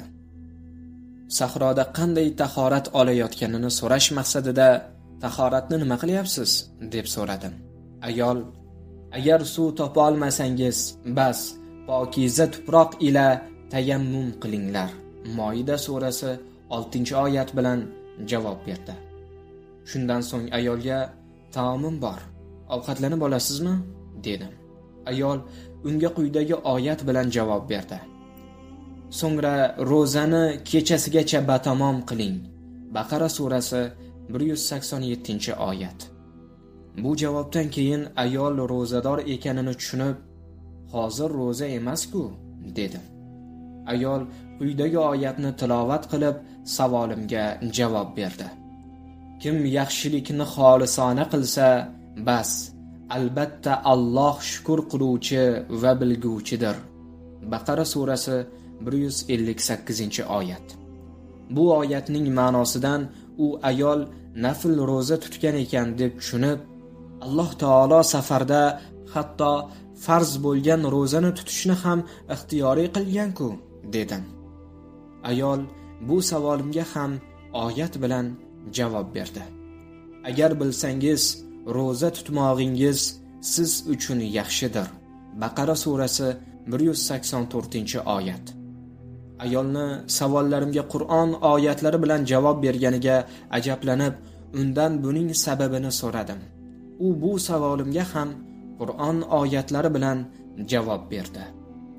U biror so'z aytmas, magar huzurida farishta hoziru nozir. Qof surasi 18-oyat. Ya'ni inson og'zidan chiqqan har bir so'ziga javob beradi. Ayoldan qaysi qabiladansiz deb so'radim. U shunday javob berdi. O'zing bilmagan narsaga ergashma. Albatta quloq, ko'z va dil ana o'shalar mas'uldirlar. Isro surasi 36-oyat. Ya'ni ko'z, quloq va dilingizni bir kun kelib javob beriladigan narsalar bilan band qilmang. Ayol oyat karimani tilovat qilgandan keyin undan uzr so'radim. Ayol dedi: Bugungi kunda sizlarni ayblash yo'q. Sizlarni Alloh mag'firat qilgay. Yusuf surasi 92-oyat. Men agar xohlasangiz manzilingizga olib borib qo'yaman, dedim. Shunda ayol quyidagi oyatni tilovat qildi. Nima yaxshilik qilsangiz, Alloh uni biladi. Baqara surasi 197-oyat. Oyatni eshitib, uning oldiga tuyani olib borib cho'ktirdim. Ayol tuyaga minishdan oldin ushbu oyatni tilovat qildi. Sen mu'minlarga ayt, ko'zlarini tiysinlar. Nur surasi 30-oyat. Ayol mazkur oyatni tilovat qilganidan tushundimki, tuyaga bemalol minib olishi uchun unga qaramay turishim kerak ekan. Tuyani topshirib, bir chetga borib turdim. Ayol endi tuyaga minmoqchi edi, tuya to'satdan turib ketdi va ayolning yopinchig'i kajavaga ilinib, yirtilib ketdi. Shunda unga o'z qayg'uyimni izhor qildim. Bunga javoban ayol quyidagi oyatni tilovat qildi. Sizga qaysi bir musibat yetsa, bas, o'z qo'lingiz bilan qilgan kasbingizdandir va u zot ko'pini afv qilur. Shuara surasi 30-oyat. Ya'ni u bu voqeada sizning aybingiz yo'q, bu o'zimning amalim natijasidir demoqchi edi. Shunda ozgina to'xtab turing. Minishingiz oson bo'lishi uchun tuyaning oyoqlarini tushovlab qo'yaman, dedim. Bu gapga javoban ayol quyidagi oyatni tilovat qildi. Uni biz Sulaymonga fahmlatdik. Anbiyo surasi 79-oyat. Ayol tilovat qilgan mazkur oyat karimadan u Qur'on oyatlarini eshitib, to'g'ri chora topdingiz demoqchi bo'lganini tushundim va tuyaning oyoqlarini tushovlab qo'ydim. U bemalol tuyaga minib olgandan keyin quyidagi oyatni tilovat qildi. Subhanallazi sakhkhara lana hadha wa ma kunna lahu muqrinin va inna ila robbina lamunqalibun. Bizga buni bo'ysundirgan zot pokdir. Biz bunga qodir emas edik va albatta biz Robbimizga qaytguvchidirmiz. Zuhruf surasi 13-14-oyatlar. Ayol tuyaga o'rnashib o'tirib olgandan keyin uning yuganidan tutib baland ovoz bilan yetaklay boshladim. Shunda ayol quyidagi oyatlarni tilovat qildi. Yurishingda mo'tadil bo'l va ovozingni pasaytir. Luqmon surasi 19-oyat. Men ohista yurib xirgoyi qila boshlagan edim. Ayol Qur'on oyatlaridan quyidagilarni tilovat qildi. Faqra'u ma tayassara minal Qur'an. Qur'ondan muyassar bo'lganicha o'qinglar. Muzammil surasi 20-oyat. Ya'ni u xirgoyi qilayotgan narsangdan ko'ra Qur'oni Karimni tilovat qilganing afzal demoqchi edi. Sizga Alloh taolo ko'p fazilatli sifatlarni ato etgan ekan, lekin hamma ham siz kabi bo'la olmaydi, dedim. Shunda u quyidagi oyat bilan javob berdi. Va faqat aql egalargina eslaydilar. Oli Imron surasi 7-oyat. Yo'lda yurib ketayotib, ayoldan eri haqida so'radim. Shunda ayol tomonidan quyidagi oyat tilovat qilindi. Ey iymon keltirganlar, har xil narsalarni so'rayvermanglar. Agar zohir bo'lsa, sizga yomon bo'ladi. Moida surasi 101-oyat. Bu oyatdan so'ng yo'lda jim davom etdi. Biroz yurgandan so'ng bir karvonga yaqinlashdik. Shunda ayoldan, "Karvonda biror yaqiningiz bormi?" deb so'radim. Ayol Kahf surasining ushbu oyatini tilovat qildi. Al-malu wal banuna zinatul hayatid dunya. Mol mulk, bola chaqa hayoti dunyo zinatidir. Kahf surasi 46-oyat. Ayol bu oyatni tilovat qilgandan keyin karvonda uning farzandlari bor ekan deb tushundim. Undan ularning ismlarini so'radim. Ayol farzandlarining ismlarini aytish o'rniga quyidagi oyatni tilovat qildi. Va alomatlar hamda yulduzlar ila ular yo'l topurlar. Nahl surasi 16-oyat. Ayol tilovat qilingan oyatdan uning farzandlari karvon yo'lboshchilari ekanini tushundim. So'ng ayol menga Qur'oni Karimning quyidagi 3 oyati bilan farzandlarining ismlarini aytib berdi. Vattakhazullohu Ibrohima xolila, va Alloh Ibrohimni do'st tutgan edi. Niso surasi 125-oyat. Va kallamallohu Musa taklima, va Alloh Musa ila o'ziga xos gaplashdi. Niso surasi 164-oyat. Yahya khudhil kitaba biquwwa. Ey Yahyo, kitobni quvvat bilan ol. Maryam surasi 12-oyat. Bu oyatlardan ayol farzandlarining ismlari Ibrohim, Musa va Yahyo ekanini tushunib oldim. Baland ovoz bilan ayolning farzandlarini ismlari bilan chaqirdim. Bir chodirdan 3 ta xushsurat yigitlar chiqib, darhol onalarini tuyadan tushirib oldilar. Xotirjam bo'lib bir joyda o'tirganimizda ayol quyidagi oyatlarni tilovat qildi. Shaharga biringizni ushbu pulingiz ila yuboring, nazar solib yaxshi taomni tanlab, undan rizq keltirsin. Kahf surasi 19-oyat. Ayol mazkur oyatni tilovat qilgach, yigitlardan biri karvonga yaqin shaharlardan biriga borib taom keltirdi va dasturxonga qo'ydi. Shunda ayol dasturxonga taklif qilish uchun quyidagi oyatlarni tilovat qildi. Kulu washrabu hani'an bima aslaftum fil ayyamil xoliya. O'tgan kunlarda qilgan narsalaringiz tufayli yenglar va ichinglar osh bo'lsin. Ovqatlanishdan oldin ayolning farzandlaridan onalari haqida so'rab surishtirdi. Ulardan biri, onamiz 40 yildan buyon shunday suhbatlashadilar. U kishi doimo Qur'on oyatlari bilan murojaat qiladilar va javob beradilar. Onamiz qiyomat kuni Alloh taolo huzurida nomai a'molimdan behuda biror so'z chiqmasin deb qo'rqib, shu tariqa suhbatlashishga odatlanganlar, dedi. Bu so'zlarni eshitib, quyidagi oyatni tilovat qildim. Zalika fadlullohi yu'tihi man yasha, vallohu zul fadlil azim. Bu Allohning fazlidir va uni xohlagan kishisiga beradir.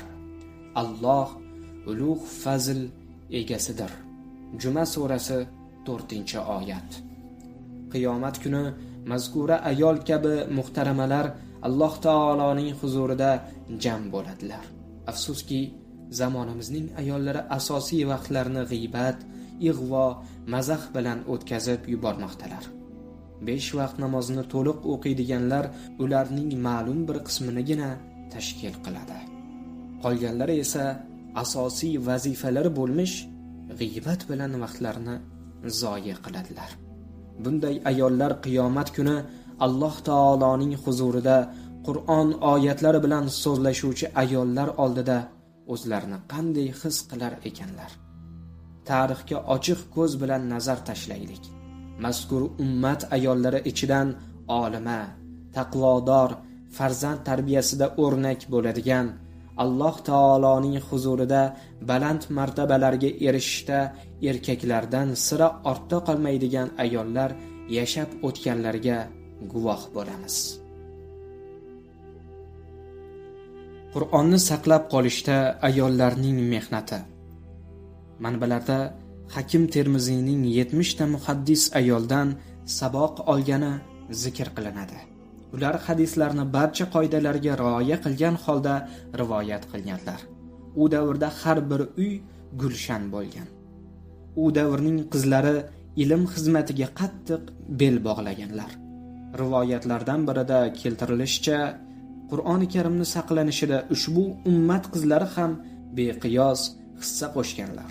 Qur'oni Karim nusxalarini ko'paytirish, tarqatish uchun bosma xonalar bo'lmagani sabab qizlar madrasalarni tugatganlaridan keyin turmushga chiqqunlariga qadar uy yumushlaridan forig' bo'lgandan so'ng tahorat bilan joynamoz ustida o'tirib Alloh taoloning kalomi Qur'oni Karimni husnixat ila yozishga kirishganlar. Har kuni oz-ozdan yozib, ma'lum muddatda uni tugatganlar. Qizlarning ota-onalari ular tomonidan yozilgan ushbu Qur'onni olib muqova qilib berganlar. Mana shu Qur'on nusxasi qizning sepiga qo'shib berilgan. Qizlar o'zlari bilan Qur'oni Karimning nusxasini olib ketganlar va farzandlarini o'zlari ko'chirgan Qur'on bilan tarbiyalaganlar. Bir tomondan ular Qur'oni Karimning yozma nusxasini qo'lga kiritgan bo'lsalar, boshqa tomondan Qur'oni Karimning nusxalari kundan kunga ko'payib, ummat orasida yoyilishiga xizmat qilganlar. Islom ummatining erkaklari Qur'onni asrab avaylashda qancha xizmat qilgan bo'lsalar, ayollari ham shunchalar jon kuydirganlar. Ayollar din tashvishida sira erkaklardan qolishmaganlar. Avliyolik martabasi va ayol. Ayollar ham buyuk martabalarga erishganlar va ulkan ma'rifatli so'zlarni aytganlar. Robiya Adaviya kechalari tahajjud o'qib bo'lgach, etaklarini yozib o'tirib duo qilar ekanlar. Ularning duolari ichidagi eng ajoyiblari quyidagilar: Allohim, hozir kun ketib kech keldi. Har bir shaxs o'z moliki huzuriga ketdi. Ilohim, meni senga muhabbatim bor. Etaklarimni yozib sening huzuringda o'tiribman. Allohim, dunyo podshohlari darvozalarini yopgan bir paytda sening darvozalaring hali hanuz ochiqdir. Allohim, men sendan yolvorib so'rayman. Allohim, osmonning yerga yiqilishini daf qilganing kabi shaytonning menga ega chiqishini daf qilgin. Shu kabi duolar natijasida Alloh taolo unga ilm va ma'rifat ato etdi. Uning bu qilgan amali biz uchun o'ta katta saboqdir. Bundan ma'lum bo'ladiki, bu ummat ayollari avliyolik martabasiga erishishda erkaklardan ortda qolmaganlar, balki erkaklar bilan tengma-teng qadam tashlaganlar. Dinning har shubasida ayollarning musobaqasi. Bu ummat ichidan Abdulloh ibn Mas'uddek faqih ko'z o'ngingizda gavdalansa, albatta Oysha radhiyallohu anhodek faqiha ham gavdalanishi kerak. Zayd ibn Sobit ko'z o'ngingizda hofiz bo'lib gavdalansa, albatta Hafsa binti Umar ham gavdalanishi lozim. Hamza radhiyallohu anhuni shu ummat shahidlarining sayyidi deb tasavvur qilsangiz, albatta Sumayya radhiyallohu anha ham xayolingizdan o'tishi zarur. din yo'lida ilk shahid bo'lganlarga nazar solar ekansiz, albatta birinchilar qatorida mana shu ayol ko'z oldingizda gavdalanadi. Bu borada ham ayollar erkaklardan o'tib ketganlar. Xolid ibn Valid ushbu ummatning sarkardasi sifatida baholansa, Ziror radhiyallohu anhuning singillari Havla ham bu nomga haqlidir. Manbalarda yozilishicha, Ziror radhiyallohu anhu jangda dushman qo'liga asir tushadi. O'sha joyda Xolid ibn Validning qo'shini juda oz edi. Mushriklar son jihatidan nihoyatda ko'p. Xolid ibn Valid Ziror radhiyallohu anhuni qanday qilib qutqarib qolishni bilmay hayron bo'lib turgan paytda maydonda niqob taqqan bir chavandoz paydo bo'ldi. U qilichini yalang'ochlagancha dushman tomon bostirib bordi va ular bilan qattiq jang qildi. Yov bu holatdan qo'rquvga tushib har tarafga qochib ketdi. Niqobli chavandoz asirga tushgan Ziror radhiyallohu anhuni qutqarib ortiga qaytdi. Xolid ibn Valid askarning oldiga kelib, "Siz kimsiz? Sizda shunchalar shijoat va bahodirlik sifatlari namoyon", dedi. Shunda "Men Zirorning singlisi Havlaman" degan ayol ovozi qulog'iga chalindi. Havla "Dushman akamni qo'lga tushirdi. Men bugun akamga kerakman" degan fikrda niqob taqdim va ularga qarshi ot choptirdim. Maydonga chiqdim, dedi. Xolid ibn Valid musulmon erkaklar ichidagi buyuk sarkarda bo'lsa, Havla musulmon ayollar ichidagi sarkardadir. Hasan Basri ushbu ummat ichidagi katta mashoyixlardan bo'lsa, Robiya Adaviya ayollar ichidagi katta mashoyixlardandir. Bu ummat ayollari ham muhaddis, ham qori, ham olim bo'lganlar. Hatto dinni tarqatishda ham ular jonbozlik ko'rsatganlar. Talabalar Alloh taoloning tanlab olganlaridir. Ular eng ulug' joylar. Ilm talab qiluvchilar esa eng baxtli insonlardir. Chunki ular o'z kasblarini Allohning kitobi, Nabiy sallallohu alayhi va sallamning hadislari bilan munavvar qiladilar. Alloh taolo o'z bandalari orasidan ularni talabi ilm hamda ta'lim berish uchun tanlab olgandir. Ular yaxshi nasibali bolalardir. Sababi Alloh taolo ularni o'zining diniga xizmat qilishlari uchun tanladi. Bu haqida Fotir surasining 32-oyatida shunday marhamat qilinadi. So'ngra bu kitobni o'z bandalarimizdan tanlab olganlarimizga meros qildik.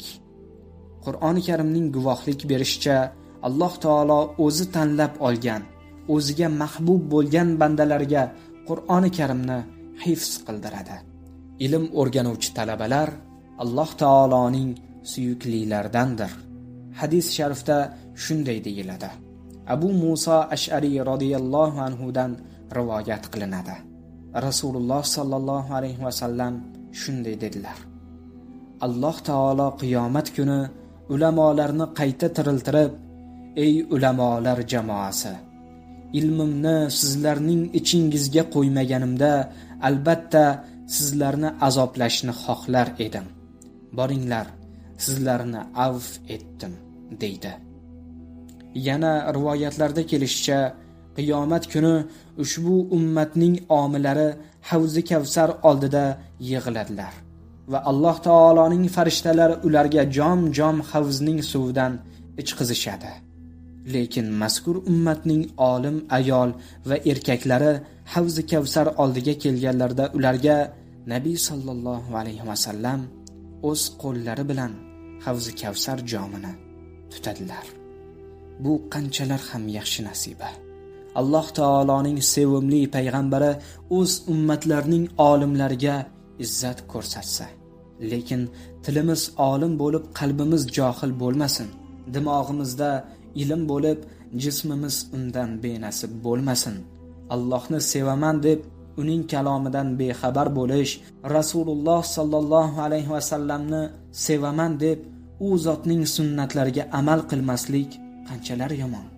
Bu ikkiyuzlamachilikdan Alloh taoloning o'zi asrasin. Shayton Alloh taoloning tanlangan bandalari ortidan qolmay ergashib yuradi. Masjidga borsa ham, madrasaga borsa ham ularning izlaridan qolmaydi. Iblis tolibi ilmlarning vaqtini zoya qilishni, ularning ilmdan manfaat ko'rmasliklarini xohlaydi. Shu bois shaytondan saqlanib, nafs yomonliklarini nazorat ostiga olish lozim. Shunda Alloh taolo bunday kishini ilm ziynati bilan ziynatlaydi.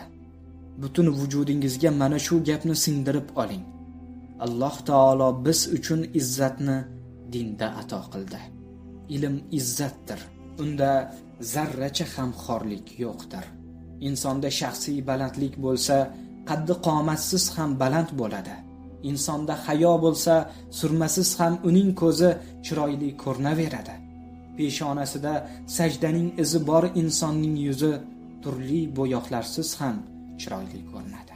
Shu bois taqvo va parhezda hayot kechiruvchi insonlarni Alloh taolo bu dunyoyu oxiratda saodatli qiladi.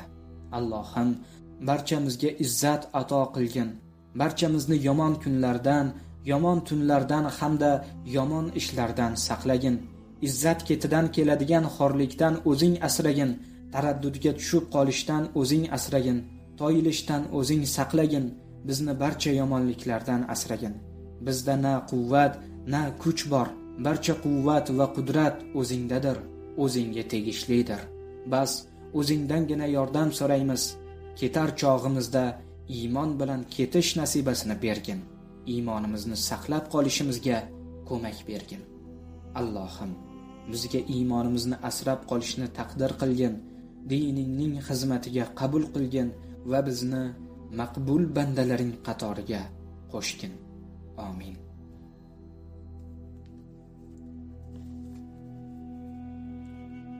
Muallif Mavlono Zulfiqor Ahmad Naqshbandi.